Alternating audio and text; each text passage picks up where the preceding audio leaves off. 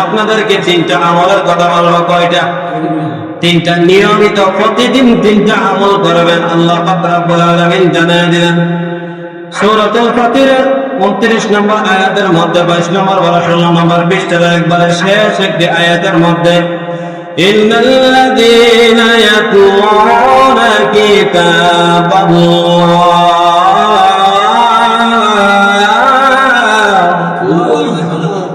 আল্লাহ বলেন 1 নম্বর নিশ্চয় যারা কোরআন তেলাওয়াত করবে।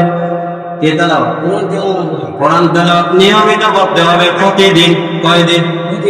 অনেকরা জিজ্ঞাসা করলে ভাই কয় বছর ধরে কোরআন তেলাওয়াত করেন? কোরআন আনলে বলতাম ঠিক নেই। কি করলে বলতাম? আনলে বলতাম। তাহলে নিয়মিত কি করুন? নিয়মিত যদি কোরআন না বলেন, সূরা ইখলাস তো বলেন। কি বলেন? সূরা ইখলাস, এটা তো কোরআনের আয়াত, এটা তো কোরআনের সূরা। সূরা ইখলাস যদি পড়বেন, সূরা ফাতিহা যদি পড়বেন, তাহলে কোরআনের অংশ হয়ে যাবে। প্রতিদিন পড়বেন। কি দিন? প্রতিদিন। কিতাবুল্লাহ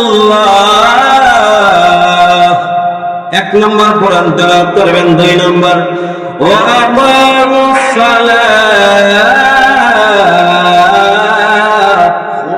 5 ওয়াক্ত নামাজ। কয় ওয়াক্ত? ঠিকঠাক বলে ইনশাআল্লাহ 5 ওয়াক্ত নামাজ মুমিন মুসলমানদের উপরে ফরজ। এই 5 ওয়াক্ত নামাজ নিয়মিত পড়তে হবে। وأنفقوا مما رزقناهم سرا وعلانية, আল্লাহ বলেন আমি যে রিজিক দিছি এই রিজিক থেকে তোমরা প্রকাশ্যে এবং গোপনে দান করো।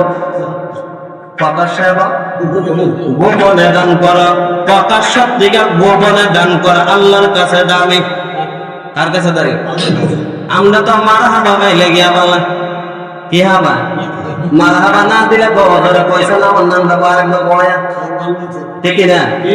কিন্তু আল্লাহ বলেন গোপনে যত দান করবা পৃথিবীর কেউ জানে না, আমি মালিক জানি। কে জানে? মালিকে আর বান্দার সম্পর্ক হলে পৃথিবীর কেউ দরকার নাই। আসলে